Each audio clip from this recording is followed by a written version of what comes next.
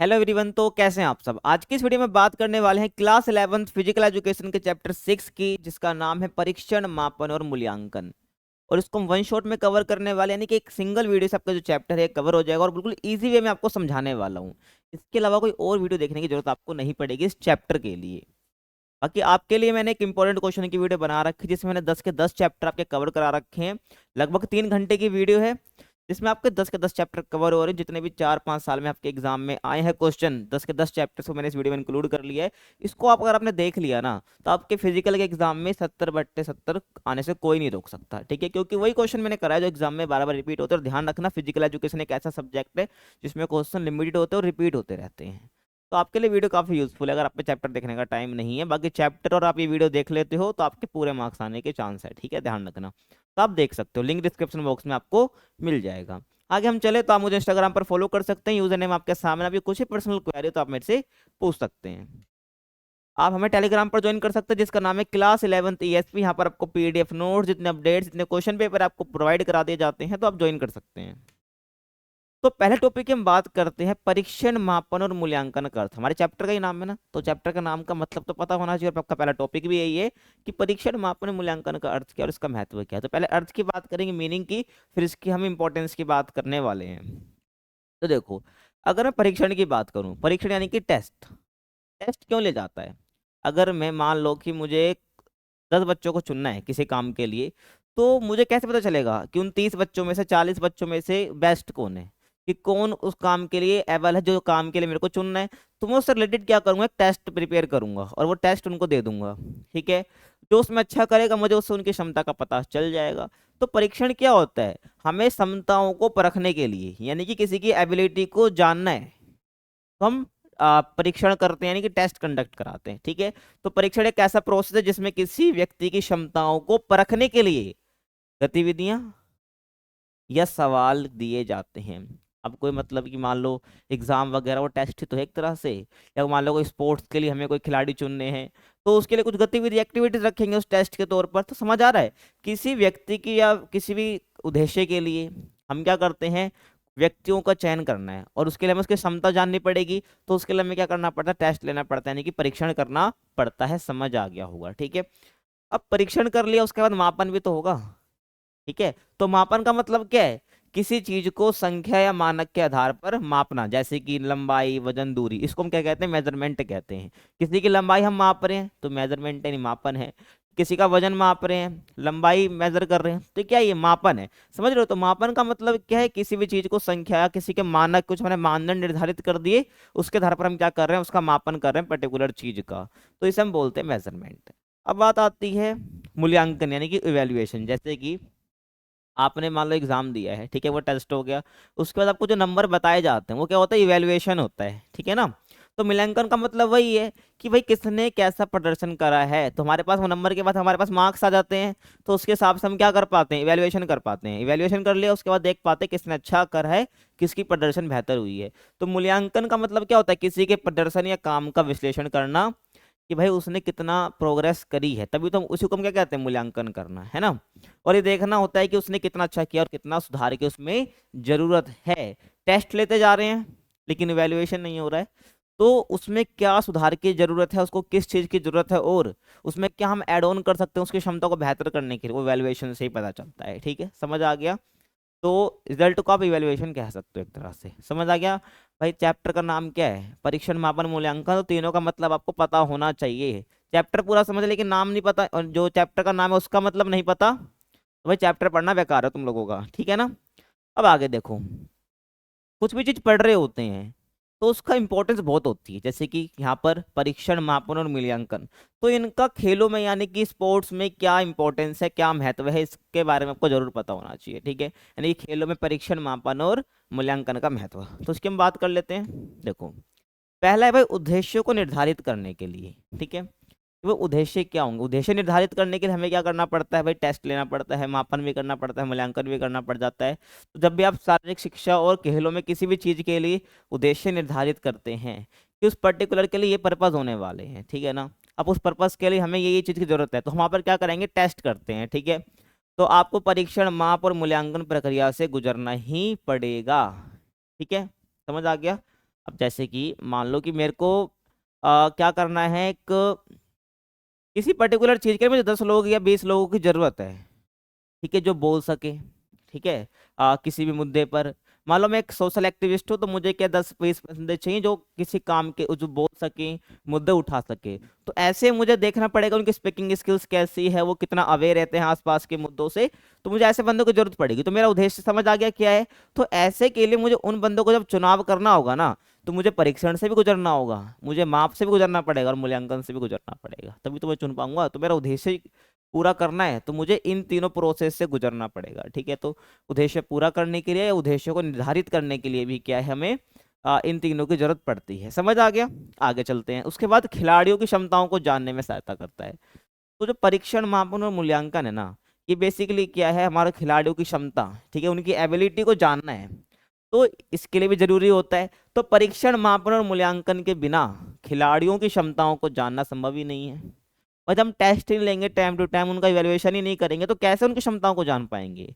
लेकिन हम time to time test ले रहे हैं, इवेल्युएशन भी कर रहे हैं, तो क्या होगा, हम उनकी क्षमताओं को जांच पाएंगे, किसकी क्षमता और बेहतर होते जा रही है, किसको और सुधार की जरूरत है। तो परीक्षण, मापन, मूल्यांकन के बिना खिलाड़ियों की क्षमता को जानना संभव ही नहीं है। और उनकी क्षमताओं को समझने के लिए उचित परीक्षण और मूल्यांकन आवश्यक है, ठीक है भाई। अगर किसी की क्षमताओं को सही से जानना है ना, तो उचित परीक्षण और मापन और मूल्यांकन बहुत जरूरी हो जाता है। समझ आ गया भाई। तो इसमें आप यही लिख सकते हो। आगे हम बात करें उसके बाद, अब एक खिलाड़ियों के चयन में सहायता करता है। ये तो मैंने स्टार्टिंग में बता दिया, उद्देश्य के पॉइंट में मैंने ये वाला बता दिया था कि भाई मुझे खिलाड़ियों का चयन करना है। एक स्पोर्ट है पर्टिकुलर, मुझे इसके लिए खिलाड़ी चुनने हैं, तो भी मैं परीक्षण कराऊंगा भाई, ठीक है ना, ध्यान रखना। अब कोई भी गवर्नमेंट है, मान लो कि कुछ उनको आईएएस चाहिए, आईपीएस, वो क्या कराते हैं भाई, यूपीएससी का एग्जाम कंडक्ट करवाते हैं ना, क्योंकि उनको पता है कि हमें खिलाड़ियों को अच्छे एस्पिरेंट्स चाहिए, ठीक है, जो सिविल सर्वेंट बन सकते हैं। तो उसके लिए वो टेस्ट कंडक्ट करा रहे हैं, तो वहाँ परीक्षण के लिए गुजरना पड़ता है, परीक्षण इवेल्युएशन की जो प्रोसेस है गुजरना पड़ रहा है। ऐसे भी खिलाड़ियों का चयन भी करना है, तो उसमें भी क्या है, हमें टेस्ट यानी परीक्षण, इवेल्युएशन, मापन की जरूरत पड़ेगी ही पड़ेगी। तो किसी खिलाड़ी का चयन उसके प्रदर्शन के आधार पर किया जाता है, सीधी सी बात है।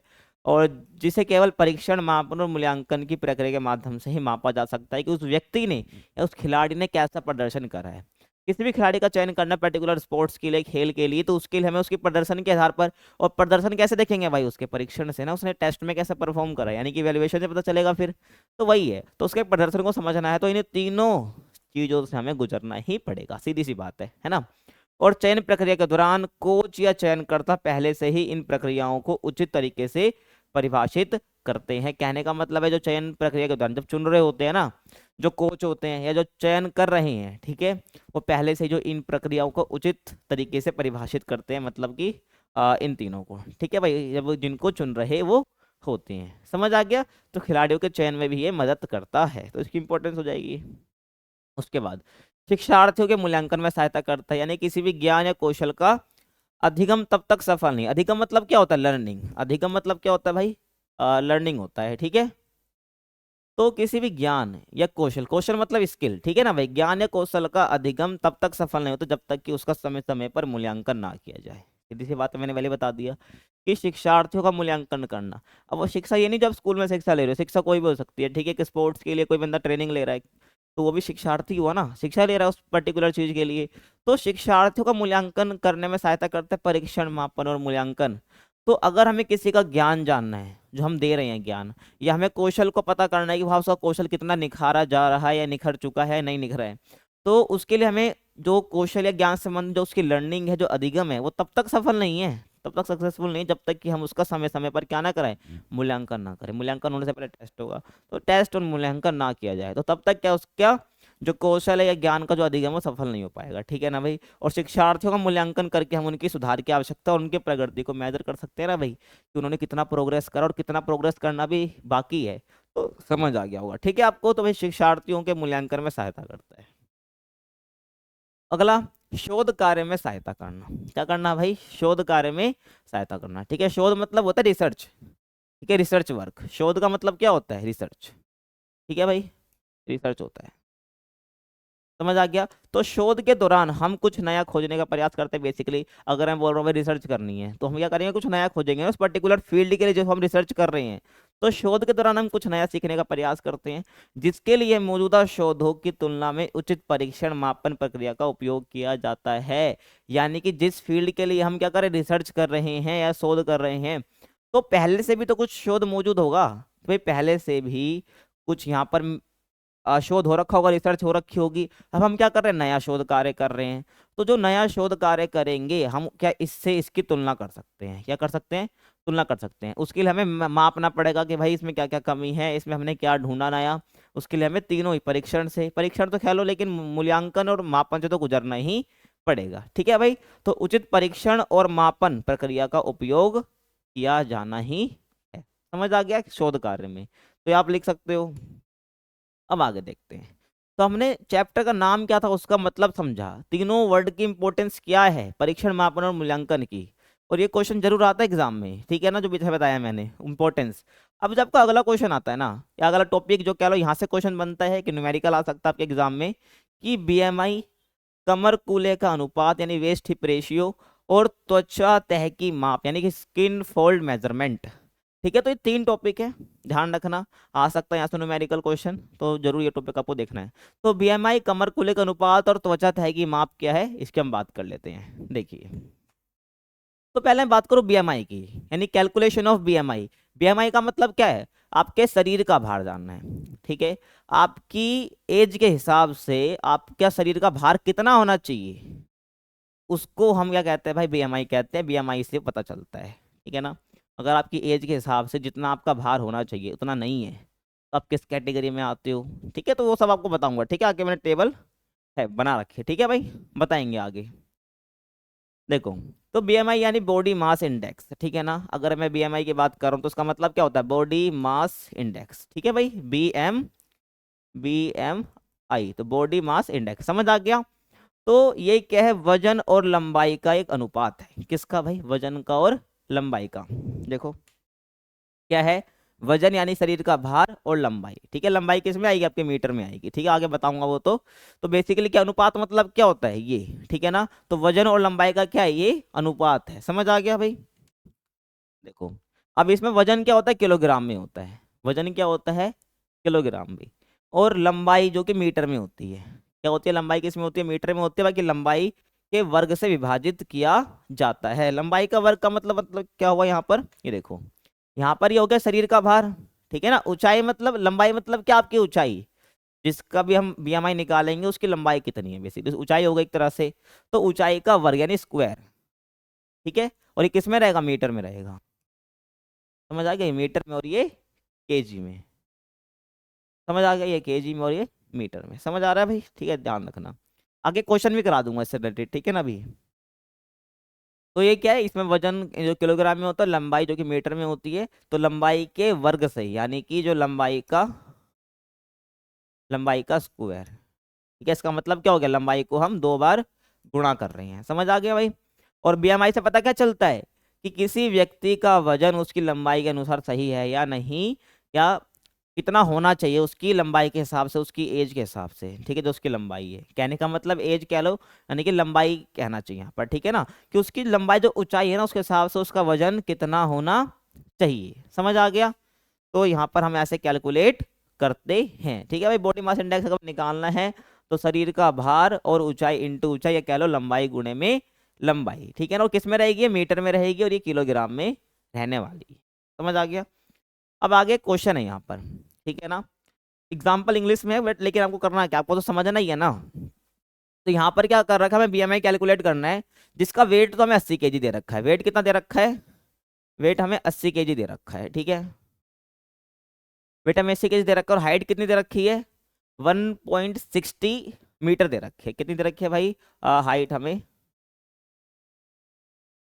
दे रखी है भाई 1.60 मीटर। ठीक है, 1.60 को आप 1.6 मीटर भी लिख सकते हो। ठीक है, पॉइंट के बाद या डेसिमल के बाद जीरो मतलब नहीं होता, तो उसको 1.6 मीटर भी आप लिख सकते हो। समझ आ गया। तो अब यहाँ पर बीएमआई निकालना है, तो वेट हमें 80 रखना पड़ेगा। मैं आपके सामने कर देता हूँ। तो वेट हमें रखना पड़ेगा 80, ठीक है, वेट हमें 80 रखना पड़ेगा। और हमें हाइट कितनी दे रखी है, 1.60 दे रखी है, मेरा वाला 1.6 हम रख सकते हैं। तो 1.6 इंटू में 1.6, समझ आ रहा है। तो ये आपको करना है। अब देखो यहाँ पर क्या है, एक के बाद डेसिमल है ना, आपको पता होगा भाई, जब भी क्या है पॉइंट लगे होते हैं, ठीक है, मान लो कि यहाँ पर कुछ भी नंबर है, ठीक है, यहाँ पर 1.6 ही लेते हैं मान लो, तो एक के बाद डेसिमल होता है, तो अगर एक के बाद डेसिमल हमको हटाना है तो ऊपर 10 से मल्टीप्लाई हम करते हैं। समझ आ रहा है? तो यहाँ पर यही करेंगे हम। तो यहाँ पर हमें क्या करना है, 1.6 है तो एक डेसिमल हटाना है, तो यहाँ पर 10 से मल्टीप्लाई करेंगे हम, ठीक है। अब इसका भी हटाना पड़ेगा, तो इसका हटाएंगे तो यहाँ भी क्या 10 से मल्टीप्लाई हमें करना पड़ेगा। तो यहाँ पर क्या हो जाएगा, 80 इंटू में हमारा 100, ठीक है, और नीचे क्या आ जाएगा हमारा 16 इंटू में 16। तो आपका ये बनेगा, ठीक है। इसको आपको कैलकुलेशन आपको कर लेनी है, बस ध्यान रखना। तो ये आपको कैसे आया मैंने ये बता दिया आपको, ठीक है। 80 गुणे में 100 और 16 गुणे में 16। अब 80 को 800 से करोगे तो आपका क्या आएगा, 80 को 100 से करोगे तो आपका क्या आएगा भाई, 8000 आ जाएगा। और 16 को 16 से करोगे तो 256 आ जाएगा। जब इसको डिवाइड आप करोगे तो ऐसे आप डिवाइड कर सकते हो भाई, ठीक है। और 256 बाहर आएगा। अगर आपको ऐसे कर सकते हो इजी हो जाएगा, बाकी आप ऐसे बड़े इतनी क्लास में आ गया तब कर सकते हो, ऐसे इसको काट सकते हो, ठीक है। पहले छोटे नंबर से करना, फिर लास्ट में जो बचेगा उसको ऐसे डिवाइड करके आप देख लेना। जब आप उसको डिवाइड करोगे तो आपका क्या आएगा आंसर, 31.25 आएगा आंसर। आंसर क्या आएगा, 31.25 आएगा। अब मैं चलता हूँ टेबल पे, ठीक है भाई। हमने क्वेश्चन लिया जिसका BMI कितना आया, 31.25 आया, ठीक है ना।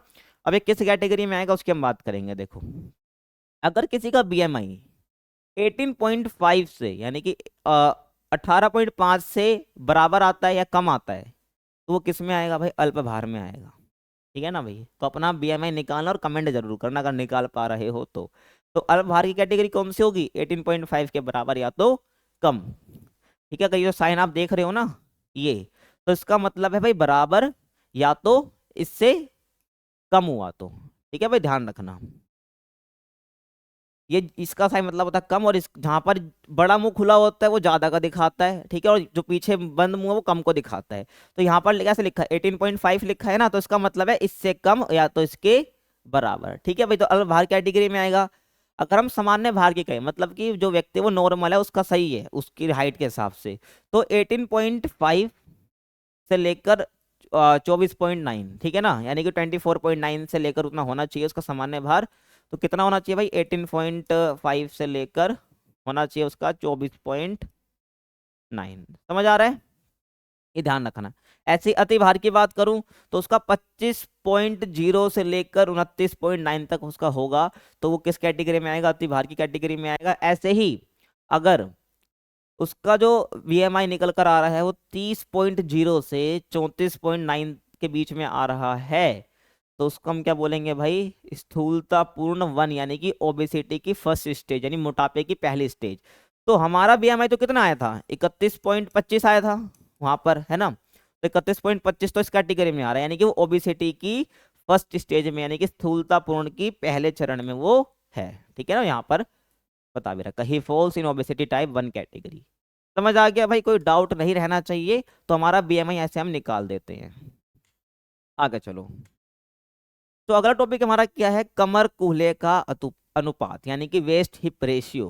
कूल्हे आपको पता है, कमर क्या होता है आपको पता है, दोनों का अनुपात क्या है, अनुपात मतलब क्या होता है, उनको ऐसे अपॉन में लिख देना, जो कि मैंने फॉर्मूला यहाँ पे लिख भी रखा है, आपको समझ भी आ रहा होगा, ठीक है। तो कमर कूल्हे का अनुपात क्या, तो इसमें क्या, इसे इंच में कमर की परिधि और कूल्हे की परिधि के अनुपात के रूप में परिभाषित किया जाता है, ठीक है ना भाई। तो कमर कूल्हे का अनुपात किस में आता है, इंच में आता है। पहले तो ध्यान रखना, बहुत इंपॉर्टेंट है MCQ के लिए।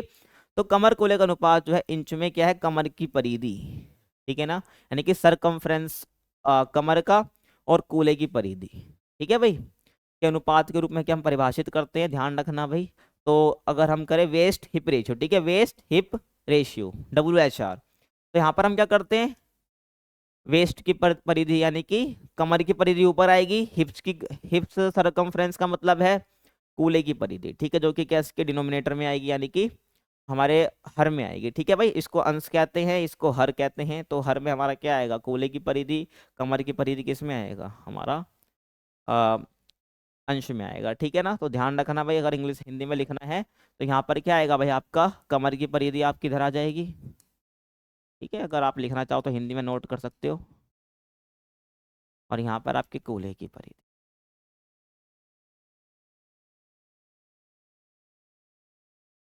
ठीक है। तो आप ऐसे ध्यान रखना भाई, ये आपका हो जाएगा। अब इसमें क्या ध्यान रखना है, देखो, स्वास्थ्य जोखिम की बात करूं, कितना अनुपात होना चाहिए उनका, जो वेस्ट हिप रेशियो कितना होना चाहिए, पुरुष और महिलाओं का बताऊंगा, कम हुआ, ज्यादा, मध्यम, कैसे है, ठीक है ना।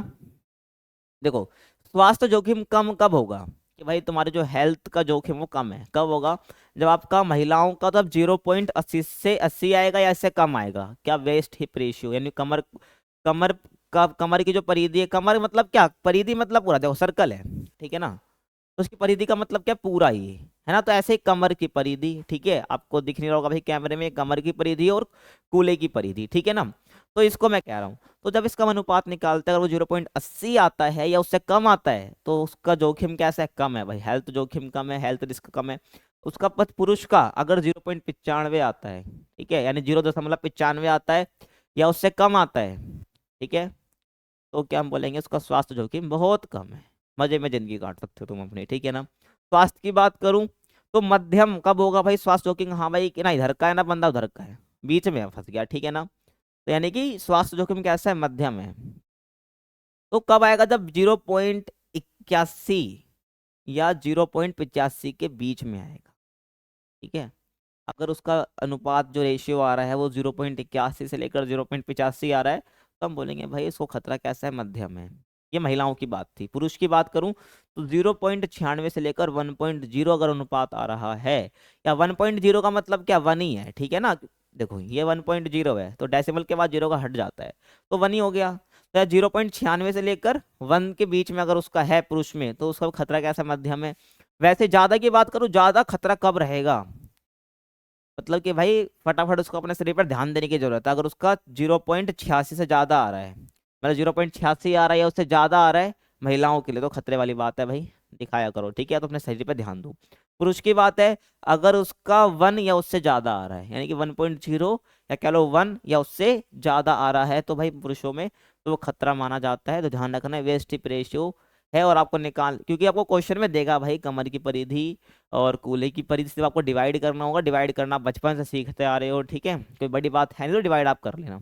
तो बाकी आपका क्या, और क्वेश्चन में ऐसे ही पूछेगा डायरेक्ट, ठीक है ना, कि अनुपात ज्ञात करो और वो किस कैटेगरी में आ रहा है, मतलब उसका स्वास्थ्य का जोखिम कम है, मध्यम है और ज्यादा है। तो आपको ये सब पता होना चाहिए, और बीएमआई का ही पता होना चाहिए भाई, कितना होने पर कौन सा कैटेगरी में आता है, ठीक है। मैंने समझा दिया पीछे भाई, पीडीएफ मिल जाएगी तो वहां से आप पढ़ लेना। इन्हीं वीडियो देख के आपने सोच लिया, फिर पेपर के टाइम पे सब दिमाग से ऐसे आउट हो जाएगा, समझ रहे हो ना। आगे चलो, अब हम बात करें त्वचा तह की माप की गणना, यानी कि स्किन फोल्ड मेजरमेंट। तो इसमें आपको बस ना कैलकुलेशन नहीं करनी है, मतलब ये आता नहीं है, बस आपको समझना है कि त्वचा तह की माप है क्या बेसिकली, ठीक है, स्किन फोल्ड मेजरमेंट होता क्या है। देखो, तो जो त्वचा की तह माप क्या है ये, तो इसको मापा कैसे जाता है, स्किन फोल्ड कैलिपर से। कैलिपर, स्किन फोल्ड कैलिपर ये है, ठीक है। ये क्या है भाई, स्किन फोल्ड कैलिपर है, ध्यान रखना, जिसकी मदद से कि हम तो स्किन फोल्ड मेजरमेंट करते हैं, त्वचा की तह की माप करते हैं, यानी कि हम देखते हैं कि उसका फैट कितना है, ठीक है, उसकी बॉडी पर, बेसिकली मैं कहूँ तो स्किन फोल्ड कैलिपर का उपयोग त्वचा की तह की मोटाई, या सीधी सी मैं कहूँ कि चमड़ी की मोटाई मापने के लिए करते हैं, ठीक है ना भाई, ताकि शरीर में वसा की कुल मात्रा का अनुमान लगाया जा सके कि आपके अंदर फैट कितने हैं, कि जो वसा है ना, जो फैट है उसकी कुल मात्रा क्या है, उसका अनुमान लगाया जा सके, इसलिए बेसिकली करा जाता है। और त्वचा की जो तह है ना, मतलब कि त्वचा तह की मोटाई अगर आपको मापनी है कि भाई उसका वसा कितनी है, अनुमान लग जाता है। तो इसके आकलन के लिए मानव के शरीर में टोटल 9 स्थान होते हैं, ऐसी 9 जगहें होती हैं जहां से क्या इसको मेजर किया जा सकता है, ठीक है भाई, समझ आ रहा है। तो 9 जगह कौन सी है आप एक बार देख लो, ठीक है। अगर आगे इमेज है तो नहीं है, ठीक है, तो यहीं देखो, ये कि आपको दिख रही होगी भाई स्क्रीन पर। तो एक ये स्थान हो गया, ठीक है, एक ये हो गया, एक ये हो गया, एक ये, और ये भी हो गया, और ये गिनते रहना, 9 जगह होती है, और एक ये और एक ये, ठीक है, 1 2 3 4 5 6 7 8, और एक और रह गई आपकी, ठीक है। हम्म, हाँ एक ये वाली, ठीक है, दो है ना यहाँ पर, 9 हो गई, ठीक है भाई, 1 2 3 4 5 6 7 8, अरे भाई 3 2 5, हाँ 9 है पूरी, ठीक है भाई, देख लो, 1 2 3 4 5 6 7 8 9, ठीक है, पूरी है, वो छुप जा रहा है भाई बार बार यहाँ पे, ठीक है ना। तो 1 2 3 4 5 पूरी 9 है, हो जाएगी। तो ऐसे 9 जगहें हैं जहाँ से क्या है आप बेसिकली कोई भी क्या है स्किन फोल्ड मेजरमेंट कर सकता है, दिखाऊंगा इमेज में कैसे ये होता है, देखो आप, ठीक है ना। तो ये क्या है, स्किन फोल्ड कैलिपर है, ठीक है। ये देखो, देखो जो मैंने जगह बताई है ना पीछे, देखो ये जो जगह मैंने आपको यहाँ पर बताई है, इसी के जरिए यहाँ पर यूज करा जा रहा है। ये जो यहाँ पर देखो ये मशीन लगाई जा रही है, देखो कैसे ये मशीन लगाई जा रही है ना यहाँ पर, ये तो वही जगह पर लगाई जा रही है जहां से क्या है पता चलता है कि वसा पता चल जाती है, वसा का अनुमान लग जाता है, फैट का अनुमान लग जाता है, एक आइडिया सा मिल जाता है। तो ये क्या हो जाएगा आपका, समझ आ रहा है। तो आप कुछ इमेज देख सकते हो भाई कैसे मेजर करते हैं, ये स्किन फोल्ड मेजरमेंट इसे हम कहते हैं, यानी कि त्वचा तय की माप कहते हैं। वसा की कुल मात्रा का अनुमान लगाने के लिए बेसिकली करा जाता है। त्वचा की मोटाई जांचने के लिए करा जाता है। समझ आ गया? कुछ डाउट हो तो भाई कमेंट पूछ लेना। बाकी 9 ऐसे जगह होती हैं, ध्यान रखना, क्वेश्चन इंपॉर्टेंट है भाई एमसीक्यू के लिए कि भाई त्वचा तय के माप जानने के लिए मानव शरीर में कितने ऐसी जगहें होती हैं, तो 9 होती हैं। 9 मैंने यहाँ पर आपको गिनवाई दी हैं, ठीक है, समझ आ गया। चलो आगे चलते हैं। अब अगला क्वेश्चन, और एग्जामिनर का सबसे इंपॉर्टेंट क्वेश्चन है ये, कि शरीर के प्रकार या सोमैटो के प्रकार, ठीक है ना, ध्यान रखना कैसा भी क्वेश्चन आए तो उसमें आपको ये लिखना है कि शरीर के प्रकार यानी कि एंडोमॉर्फ, मेसोमॉर्फ और एक्टोमॉर्फ। समझ आ गया भाई, क्या बोला मैंने, एंडोमॉर्फ, मेसोमॉर्फ और एक्टोमॉर्फ, यानी कि शरीर के प्रकार, किसने इसको बांटा है, ठीक है, और क्या इसका मतलब होता है उसकी हम बात करेंगे। देखो, तो मानव शरीर के प्रकार का अर्थ क्या है, मानव शरीर के आकार और रचना से है। अगर मैं बोलूँ भाई मानव शरीर का प्रकार जो मैं बांटूंगा, पीछे देखो, ठीक है, यहाँ पर अगर हम बांटेंगे, इधर आओ, ठीक है, जो हम कैटेगराइज कर रहे हैं कैसे कर रहे हैं, उनकी शरीर की रचना से, उनके आकार से, ठीक है, ये ध्यान रखना। हाँ, तो बेसिकली हम शरीर के प्रकार का मतलब क्या है, मानव शरीर का आकार यानी कि साइज, और उसकी रचना मतलब कैसी है। अब यहाँ पर इसने जो ये कैटेगराइज करा है एक्टो, मेसोमॉर्फ और एंडोमॉर्फ में, वो किसने करा है भाई, विलियम हर्बर्ट शेल्डन, ठीक है ना। शेल्डन ने किस प्रकार शरीर का विभाजित कर प्रकार बताए हैं, वो भी क्वेश्चन ऐसे भी आ सकता है। तो विलियम हर्बर्ट शेल्डन, ठीक है ना भाई, ध्यान रखना, इनके अनुसार क्या शरीर के आकार के आधार पर सभी व्यक्तियों को 3 कैटेगरी में रखा जा सकता है, 3 श्रेणी में रखा जा सकता है। कौन से हैं वो, ध्यान से देखना। पहला क्या है भाई, एंडोमॉर्फ, समझ आ गया। उसके बाद क्या है आपका, मेसोमॉर्फ, और तीसरा आपका आ जाता है भाई एक्टोमॉर्फ, ठीक है। तो 3 होते हैं भाई, नाम ध्यान रखना, जैसा बताऊंगा आपको याद हो जाएगा। एंडोमॉर्फ, एंडोमॉर्फ यानी आपके गले के अंकल, एंडोमॉर्फ क्या, आपके गले के अंकल, यानी कि जो मोटे होते हैं थोड़े से, ठीक है। तो इस प्रकार के व्यक्तियों का शरीर गोल और मटोल होता है, ठीक है ना। बचपन में कोई बच्चे गोल मटोल होते हैं, तो उसको आप समझ सकते हो भाई, वो एंडोमॉर्फ है, ठीक है ना। उस प्रकार के व्यक्तियों का शरीर कैसा होता है, गोल और मटोल होता है। बड़े और सुडौल शरीर के कारण खेलों में अधिक प्रदर्शन नहीं कर पाते हैं, सीधी सी बात है। ऐसे मोटे व्यक्ति को जो शरीर का गोल मटोल है, उसका बोल दो कि भाई यहाँ से भाग के जा, ठीक है ना, और भाग के आइयो, देखना वो हाँफने लग जाएगा। तो दौड़ जैसे खेल के लिए तो बना ही नहीं है, ध्यान रखना। हाँ, वो वेट लिफ्टिंग हो गया, कोई वजन वजन उठाने वाला काम हो गया, उसमें वो सबसे बेस्ट कर पाएगा, ध्यान रखना। तो खेलों में अधिक अच्छा प्रदर्शन ये नहीं कर पाते हैं, ध्यान रखना भाई, ठीक है, क्योंकि मोटापे का इनके अंदर इतनी एनर्जी नहीं होती है ना। बाकी पावर लिफ्टिंग इनके लिए बेस्ट खेल माना जाता है, कि इनके लिए उपयुक्त खेल कौन सा, पावर लिफ्टिंग हो जाएगा, देख लो, ठीक है। ये तोंद, समझ आ गया। उसके बाद है भाई मेजोमोर, क्या, मेजोमोर, तो ये समझ लो, थोड़े जैसे जो जिम वगैरह जाते हैं आपने देखा होगा, जिनके मसल्स वगैरह सब बाहर निकल रहे होते हैं, ठीक है, जिनकी अच्छी बॉडी बन रखी होती है, मेजोमॉर्फ में बेसिकली वो आते हैं। तो मेजोमॉर्फ व्यक्तियों का शरीर कैसा होता है, सुडौल होता है, मजबूत होता है और वर्गाकार होता है। और इन व्यक्तियों के कंधे कैसे होते हैं, चौड़े होते हैं। कंधे कैसे होते हैं भाई, चौड़े होते हैं यहाँ से। और ये व्यक्ति किसी भी खेल में अच्छा प्रदर्शन कर सकते हैं, कोई भी खेल दो उसमें अच्छा प्रदर्शन ये करेंगे ही करेंगे, ठीक है ना। कोई भी खेल हो सकता है, उसमें अच्छा प्रदर्शन ये करेंगे ही करेंगे। ध्यान रखना है, मेजोमॉर्फ की क्या हो जाएगी, बातें हो जाएंगी भाई, खासियत हो जाएगी मेजोमॉर्फ कौन से व्यक्ति होते हैं। उसके बाद मैं बात करूं, उसके बाद है भाई एक्टोमॉर्फ, क्या, एक्टोमॉर्फ। एक्टोमॉर्फ बेसिकली क्या है, पतले लोग, ठीक है ना, जो कि बेसिकली ऐसे खेल जिसमें फुर्ती चाहिए होती है ना, उस खेल के लिए बेस्ट होते हैं। तो एक्टोमॉर्फ यानी कि भाई जिन व्यक्तियों का शरीर पतला और लंबा होता है, ठीक है, तो उन्हें हम एक्टोमॉर्फ कहते हैं, ठीक है भाई, ध्यान रखना। जिनका शरीर पतला है, आपने देखा होगा ना भाई, कुछ लोग इतने पतले होते हैं उनकी हाइट बहुत लंबी निकल रही होती है, तो वो किस में आएंगे, एक्टोमॉर्फ में आएंगे। तो ऐसे व्यक्ति जिनका शरीर पतला होता है, लंबा होता है, और उन्हें हम बोलते हैं एक्टोमॉर्फ। इनकी मांसपेशियां पतली और कैसे होते हैं, हाथ पैर लंबे होते हैं।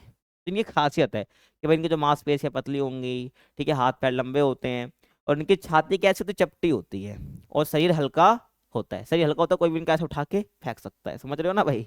तो छाती कैसे होती है, चपटी होती है, और शरीर हल्का होता है।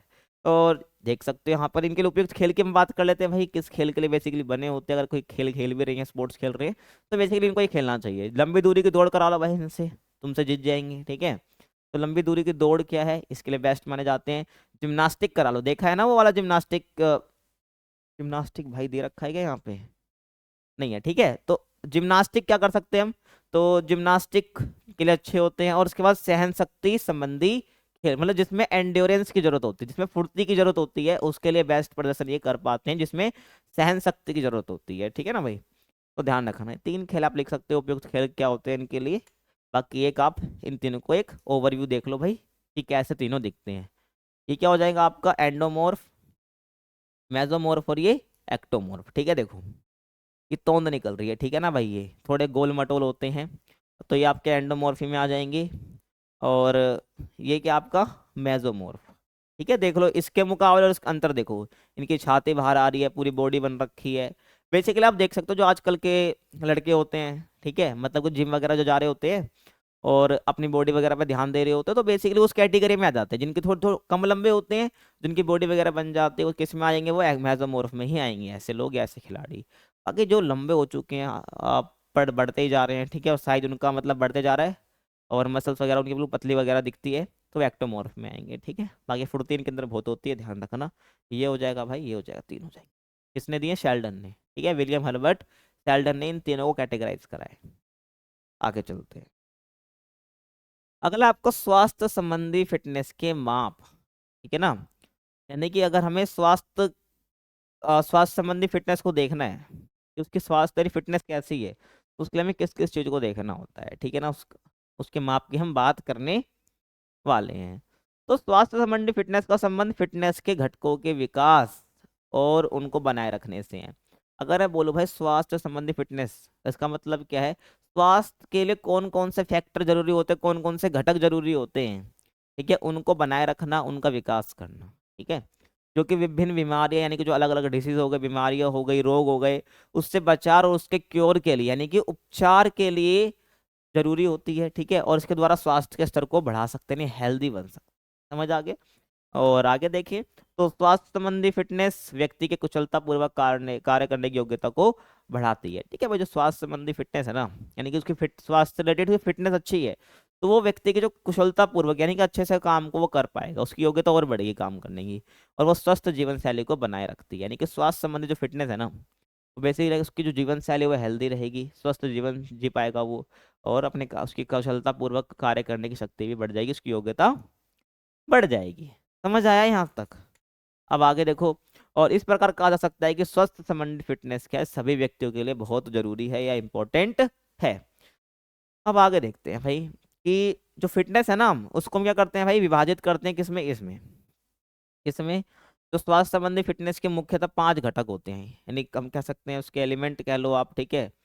तो शरीर की रचना, यानी कि संयोजन, स्वास्थ्य संबंधी फिटनेस की बात कर रहे हैं, तो उसकी शरीर की रचना कैसी है, यानी कि बॉडी कंपोजिशन कैसा है, हृदय श्वसन सहन शक्ति कैसी है, ठीक है। अगर हमें मेजर करना, मुख्य 5 घटक होते हैं, तो इनको बनाए रखना ही डिसाइड करता है इसकी स्वास्थ्य संबंधी फिटनेस कैसी है। अगर ये चंगे तो फिटनेस भी चंगी है हमारी, ठीक है ना। तो ध्यान रखना, मांसपेशीय सहन क्षमता, लचक, और मांसपेशीय शक्ति, यानी कि मस्कुलर स्ट्रेंथ और मस्कुलर एंड्योरेंस दोनों अलग अलग हैं, ध्यान रखना, ठीक है ना। सहन क्षमता बेसिकली होती क्या है, किसी भी कार्य को बिना थके देर तक करना, और थकने के बाद भी आप कर पा रहे हो, तो आपकी वो सहन क्षमता है, ठीक है ना। और मांसपेशी शक्ति की आप किसी भी प्रतिरोध के विरुद्ध, ठीक है ना, आप क्या करते हो, अपनी मसल्स का यूज करते हैं, ठीक है, आप अपने प्रतिरोध के विरुद्ध जो कार्य करते हैं, प्रतिरोध मतलब कि जो आपको विरोध कर रहा है उसको आप रोक रहे हैं, तो वहां पर आपकी शक्ति काम आ रही है, ठीक है ना। तो उसको हम बोलते हैं शक्ति, ठीक है। तो भाई मांसपेशी शक्ति की हम बात करेंगे, मांसपेशी सहन क्षमता, तो ये क्या कुछ उसके 5 घटक है मेनली स्वास्थ्य संबंधी फिटनेस के, जिसके ऊपर हमें बात करनी है। तो पहला देखो भाई, शरीर संरचना या कह लो संयोजन, यानी कि बॉडी कंपोजिशन। तो शरीर की संरचना का अर्थ क्या है, शरीर के भार में वसा मुक्त मात्रा से, यानी आपका शरीर की संरचना कैसी है, मोटा है, कैसा है भाई, पतला दुबला है, बेसिकली शरीर का आपका बना कैसा है, शरीर की रचना कैसी है, यानी शरीर के भार में वसा कितनी है, फैट कितना है, पता चल रहा है, खाए जा रहे हो खाए जा रहे हो, एकदम पेट ऐसे फुला लिया एकदम आगे की तरह, ठीक है ना। तो ये वाली बात हो जाएगी। तो यह एक जाना पहचाना तथ्य है कि शरीर के कुल भार में शरीर की वसा का उच्च प्रतिशत जोखिम कारक होता है, सीधी सी बात है ना भाई, कि उसका जो भार है ना उसमें ज्यादा वसा है, तो हमेशा जोखिम कारक माना जाता है ना। तथा स्थूलता की ओर अग्रसर करता है, यानी कि मोटापे की तरफ, ओबेसिटी की तरफ हमें बढ़ाता है। वसा जब ज्यादा हो जाता है, बहुत वसा की मात्रा या वसा की जो परसेंटेज है, फैट की जो परसेंटेज है वो ज्यादा हो जाती है, ठीक है। ध्यान रखना शरीर के कुल वेट में यानी भार में। तो ध्यान रखना, तो हमारे शरीर की संरचना कैसी है इसको हमें ध्यान रखना है कि अपने को क्या है, वसा बिल्कुल नहीं बढ़ानी है, वसा कम से कम रहनी चाहिए हमारे शरीर में। तो शरीर की संरचना और संयोजन क्या हो जाती है, फिटनेस का पहला घटक ये हो जाएगा। समझ आ रहा है भाई, तो इसको हमें संभाल के रखना पड़ेगा। उसके बाद आगे मैं इसी में बात करूं, और स्वास्थ्य की दृष्टि से क्या है, युवा पुरुषों व स्त्रियों के लिए शरीर की वसा की सामान्य प्रतिशत क्रमशः क्या है, 15 और 25 से अधिक नहीं होनी चाहिए। कहने का मतलब है, अगर हम परसेंटेज निकाल रहे हैं कि एक युवा में, ठीक है, कि यूथ में, या चाहे महिला हो चाहे पुरुष हो, उसमें कितनी परसेंटेज होनी चाहिए फैट की, तो पुरुषों के लिए कितनी है भाई, पुरुषों के लिए आपकी है भाई 15%, ठीक है। और स्त्रियों के लिए कितनी है, आपकी है 25%। इससे ज्यादा नहीं होनी चाहिए भाई, ज्यादा है तो पेट निकल जाएगा, और ध्यान रखना वो खतरा ही है तुम लोगों के लिए। और व्यक्ति द्वारा क्या भाई, शरीर की संरचना को मापने के लिए विभिन्न विधियां है, जैसे कि मतलब कि हम किसके कह रहा हूं मैं, अगर व्यक्ति है कोई, इसको अपनी संरचना को मापना है, ठीक है, तो पानी के अंदर अपना भार माप ले, पानी के अंदर, ठीक है। स्किन फोल्ड मापन, अभी तो मापा है भाई स्किन फोल्ड से, नहीं वसा चेक कर सकता है ना, वसा का अनुमान लगा सकता है, तो स्किन फोल्ड मापन से स्किन फोल्ड मेजरमेंट सब कर सकते हो। उसके बाद आपका एथ्रोपेमेट्रिक मापन होता है, ठीक है। ये सब विधियां कुछ होती हैं जो प्रयोग में लाई जाती है ये मेजर करने के लिए। समझ आ रहा है, तो आपको ध्यान रखनी है, बाकी इसके बारे में तो आपको मैंने बताया ही है, कौन सा स्किन फोल्ड मापन। समझ आ गया, जो कि आपकी बुक में दे रखी थी मैंने बता दिए, तो पहला यही हो जाएगा। उसके बाद अगला क्या है, हृदय श्वसन सहन शक्ति, यानी कि कार्डियो रेस्पिरेटरी एंड्योरेंस, ठीक है ना। एंड्योरेंस यानी कि सहन क्षमता का मतलब क्या मैं बता चुका हूँ। तो देखो, हृदय श्वसन सहन शक्ति, यानी कि हमें बेसिकली इनकी सहन शक्ति को बढ़ाना है, ठीक है, ध्यान रखना। तो हृदय श्वसन सहन शक्ति का अर्थ क्या है, शरीर की वह क्षमता जिससे हृदय यानी कि जो हमारा हार्ट सिस्टम है, हृदय प्रणाली है, और फेफड़े यानी कि जो हमारी श्वसन प्रणाली है, ठीक है, हमारे फेफड़े, और तो लंबे समय तक क्या निरंतर शारीरिक गतिविधि को बनाए रखते हैं। कहने का मतलब हमारा जो हार्ट है, हमारे जो फेफड़े हैं, जो हमारी अपनी श्वसन प्रणाली है, लंबे समय तक क्या कर सकते हैं, निरंतर क्या हमारी शारीरिक गतिविधियों को बनाए रखने में मदद करते हैं। बेसिकली सही बात है, अगर आप बोल रहे हो हृदय श्वसन सहन शक्ति हमारा, यानी कि निरंतर किसी गतिविधि को करने में मदद, ठीक है, ध्यान रखना। समझ आ गया। और तुम लोगों के फेफड़े गले तो नहीं होंगे अभी तक, है ना। कुछ लोग क्या हो चुके हैं आज के टाइम पे, मतलब जो तुम लोगों की एज है, आज जल्दी जल्दी स्मोकिंग करने लग गए हैं, ठीक है। तो उससे क्या हो रहा है, उससे उनके हृदय श्वसन जो सहन शक्ति है वो घटेगी ही घटेगी, ध्यान रखना भाई, है ना। तो इसलिए बोला जा रहा है, इसलिए मैंने बोला फेफड़े तो गले नहीं होंगे तुम लोगों के। तो ये चीज ध्यान रखनी है हमें। तो ये क्या, हमारे किसी भी काम को लंबे समय तक निरंतर करने के लिए बहुत जरूरी होती है। तो हृदय श्वसन सहन शक्ति की हमारी शारीरिक गतिविधियों को बनाए रखने में मदद करती है। तो हमें हृदय श्वसन सहन शक्ति बनाए रखना बहुत जरूरी है, क्योंकि हमारे स्वास्थ्य संबंधी फिटनेस का दूसरा ही घटक है। आगे चले। उसके बाद और ये दिखाता है कि शरीर कितनी कुशलता से क्या कर रहा है, ऑक्सीजन को ग्रहण कर रहा है। जो हमारी हृदय श्वसन सहन शक्ति, ये दिखाता है कि हमारा जो बॉडी है, हमारा जो शरीर है, वो कितनी कुशलता यानी कितने अच्छे से ऑक्सीजन को ग्रहण कर रहा है, और उसे रक्त के माध्यम से यानी ब्लड के जरिए क्या कर रहा है। अगला चैप्टर है ना, उसमें बताऊंगा, ठीक है ना, ये वाला जो रक्त के माध्यम से कैसे ऑक्सीजन और जो हमारा जितने भी न्यूट्रिशन है वो जाते हैं, दे रखा है आपके अगले चैप्टर में, ठीक है। उसे रक्त के माध्यम से मांसपेशियों तक पहुंचा, है ना। ये दिखाता है हमारा हृदय और श्वसन, हार्ट से तो भाई हमारा जो है ब्लड पंप होके पूरे डिफरेंट बॉडी पार्ट्स तक जाता है, उसी से न्यूट्रिशन, उसी से ऑक्सीजन जो है हमारी पूरी बॉडी में जाता है, जितने अंग है उस तक जाता है ना। तो यही बोला है कि हमारा जो हृदय श्वसन प्रणाली है ना, इसकी सहन शक्ति दर्शाती है भाई कि कितना अच्छे से ऑक्सीजन ग्रहण कर रहा है, और रक्त में मिलकर वो ऑक्सीजन जो कि ऑक्सीजनेटेड ब्लड हो जाता है, वो उसके माध्यम से मांसपेशियों तक पहुंचता है, और ऊर्जा उत्पादन के लिए उपयोग करता है, ठीक है। हमारे जो मांसपेशियां वगैरह वो कैसे यूज करती हैं, उनको ऊर्जा कहाँ से मिलती है, यहीं से मिलती है। वो रक्त क्या है, ऑक्सीजन, ऑक्सीजन जो है वो रक्त के माध्यम से जाता है, समझ रहे हो। तो ये आपको ध्यान रखना। और आगे मैं बात करूं, उसके बाद क्या, मांसपेशीय सहन शक्ति यानी कि मस्कुलर एंड्योरेंस। तो मांसपेशीय सहन शक्ति का मतलब क्या है कि एक मांसपेशी या मांसपेशियों का समूह कितने बार मतलब कि कितनी बार किसी बल के विरुद्ध लगातार संकुचन यानी कि सिकुड़ने और फैलने की क्रिया कर सकता है, या अधिकतम समय तक संकुचन बनाए रख सकता है, ठीक है ना। देखो, संकुचन देखो दो होते हैं, मतलब एक मांसपेशी है, मतलब हाथ की है ये, ठीक है। ये क्या है, संकुचन हो गया। ये क्या हो गया, शिथिलन हो गया। संकुचन शिथिलन यानी कि संकुचन हो गया, और ये फैलाने यानी कि रिलैक्सेशन भी कहते हैं इसको, ठीक है। तो यानी संकुचन रिलैक्स यानी शिथिलन कहते हैं इसको। तो मांसपेशी सहन शक्ति बेसिकली है क्या, कि एक मांसपेशी या ग्रुप ऑफ मांसपेशी यानी कि मांसपेशी का समूह कितनी बार किसी बल के विरुद्ध लगातार क्या कर सकता है, संकुचन कर सकता है। यानी कि किसी, मान लो किसी को ऐसे रख रहे हैं, ठीक है, तो कितनी देर तक वो बनाए रख सकता है, ठीक है। ये मैटर करता है। अगर आप किसी वजन को उठा रहे हो, ठीक है, तो आप कितनी देर तक ऐसे रख सकते हो। तो इसी को हम क्या कहते हैं, मांसपेशी सहन शक्ति हम कहते हैं। यानी कि मैं ये सीधा कहूँ तो बल के विरुद्ध लगातार संकुचन यानी कि सिकुड़ने और फैलना दोनों इसमें आ जाएगा, कि क्रिया कर सकता है कितनी देर तक, ये अधिकतम समय तक संकुचन बनाए रख सकता है, यानी कि वही कॉन्ट्रैक्शन बनाए रख सकता है। अगले चैप्टर में बहुत अच्छे से दे रखा है, ठीक है, आपका ये संकुचन हो गया, शिथिलन हो गया, आगे आपको क्लियर हो जाएगा, यहाँ समझ नहीं आया तो, ठीक है, ये समझ आ गया। तो ये देखते हैं हमारा मांसपेशी सहन शक्ति भाई, ठीक है। उसके बाद आता है भाई लचक। लचक यानी फ्लेक्सिबिलिटी, ठीक है भाई। फ्लेक्सिबिलिटी क्या होती है आपको पता है इजीली, कि भाई आप अपने शरीर को कहीं भी पीछे तक ले जा पा रहे हो, ठीक है, जो एक आम व्यक्ति नहीं कर पाता है। तो एक नॉर्मल लचक तो हर व्यक्ति के अंदर होनी चाहिए, जब भी हम कहेंगे हाँ वो स्वास्थ्य है, हेल्दी है, ठीक है। तो स्वास्थ्य संबंधी फिटनेस में लचक भी आ जाती है ना। तो ये देखो लचक क्या, ये जोड़ों की गति की सीमा है। कहने का मतलब है आपके जो जॉइंट है ना, जोड़ फिर बात है अगले चैप्टर में पढ़ना ही है आपको। तो जो जोड़ है ना, बेसिकली जॉइंट जो हमारे होते हैं बॉडी में, वो क्या होते हैं, वो हमारी गति करने में मदद कर, देखो ये जॉइंट है यहाँ से यहाँ तक, ये और ये जॉइंट है यहाँ पर, है ना, यहाँ भी जॉइंट है। मैं हाथ को यूं कर पा रहा हूँ, यूं कर पा रहा हूँ, तो मैं क्या हो रहा है, मेरे जॉइंट क्या कर पा रहे हैं, ये जॉइंट क्या कर रहे हैं, गति करने में मदद कर रहे हैं बेसिकली, ठीक है। तो जोड़ क्या करते हैं, गति करने में मदद करते हैं, यानी गति की सीमा है, किस हद तक आप गति कर सकते हो। एक जोड़ ही है मेरा, ठीक है। कुछ लोग आपने देखा होगा बचपन में इस पूरी उंगली को पीछे तक लटा देते हैं, ये पूरी उंगली को पीछे, मैं तो यहीं तक करूंगा, यहीं तक के ले पाऊंगा, पीछे करूंगा तो टूट जाएगी। कहने का मतलब है, कुछ आपने देखा होगा जो लोग हैं इस उंगली को पूरा पीछे तक कर देते हैं, तो उसके अंदर फ्लेक्सिबिलिटी ज्यादा है, कहने का मतलब ये है। तो ये क्या है, जोड़ों की गति की सीमा है, कि हम अपने जोड़ों से कितनी गति कर सकते हैं, वो लचक उसी को कहते हैं। तो ये सभी व्यक्तियों के लिए दैनिक जीवन में बहुत महत्वपूर्ण होती है। जिसके अंदर लचक ज्यादा होती है वो ज्यादा अच्छे से काम कर पाता है, जिसके अंदर नहीं होते वो नहीं कर पाता। कहने का मतलब है कि सभी व्यक्तियों के लिए दैनिक जीवन में जो जिनका दिनचर्या होता है उसके लिए बहुत जरूरी है।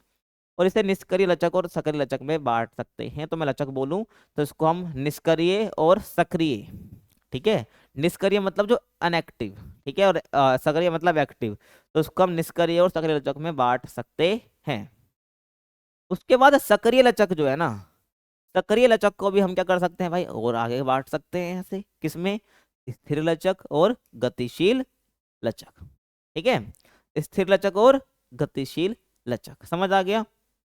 देखो स्थिर लचक मतलब कि आप रुक रहे हो और अपनी मांसपेशियों का खिंचाव कर रहे हो, मान लो मैं खड़ा हूँ, ठीक है ना, फिर मैं अपनी मांसपेशियों का खिंचाव कर रहा हूँ, मान लो मैं पूरा ऐसे नीचे तक जा रहा हूँ, समझ रहे हो, या इस साइड जा रहा हूँ, अपनी मांसपेशियों का खिंचाव कर रहा हूँ एक जगह पर स्थिर होके, तो ये स्थिर लचक हो जाएगा, ठीक है। उसके बाद गतिशील लचक, यानी कि मैं मूवमेंट में होते हुए, यानी कि गति करते हुए क्या कर रहा हूँ, अपनी मांसपेशियों का खिंचाव कर रहा हूँ, यानी जॉइंटों को खिंचाव कर रहा हूँ, तो मैं क्या कहूंगा कि वो गतिशील लचक है, ठीक है। सक्रिय के पार्ट थे, और यहाँ पर मैंने क्या बताया, सक्रिय लचक और निष्क्रिय लचक, समझ रहे। तो उसको हमने कैटेगराइज करता लचक को, और बाकी सक्रिय लचक को हम दो कैटेगरी में रखते हैं, स्थिर और गतिशील। और हमें अगर लचक को मापना है तो उसके लिए बहुत सारे टेस्ट हैं, इसके लिए बहुत सारे टेस्ट हैं, सबके बारे में बात नहीं करेंगे, 12th में बात करेंगे, ठीक है। बहुत सारे टेस्ट हैं जिसमें लचक वचक को बहुत डिटेल में बता रखा है। लचक तुम्हें मापनी है तो तुम इससे इस टेस्ट को करना है, तो बस यहाँ पर एक पढ़ लो, ठीक है। तो लचक है ना, लचक को हम कैसे मेजर कर सकते हैं, sit and reach test, sit and reach test की सहायता से मापा जा सकता है। ये देखो ये क्या है, सीट एंड रीच टेस्ट है बेसिकली। यहाँ पर क्या है कि एक दोनों पैर आगे करके बैठ जाओ, ठीक है, दोनों पैर आगे करके बैठ जाओ, और इसको क्या, अपने हाथ को इसको टच करना है। इससे आपकी फ्लेक्सिबिलिटी का पता चल जाता है भाई, आपके लचक का पता चल जाता है। तो लचक को क्या सीट एंड रीच टेस्ट की सहायता से मापा जा सकता है। तो इस पोजीशन में आपको बैठना है और ऐसे आगे तक अपने हाथ ले जाने हैं, ध्यान रखना, समझ आ गया।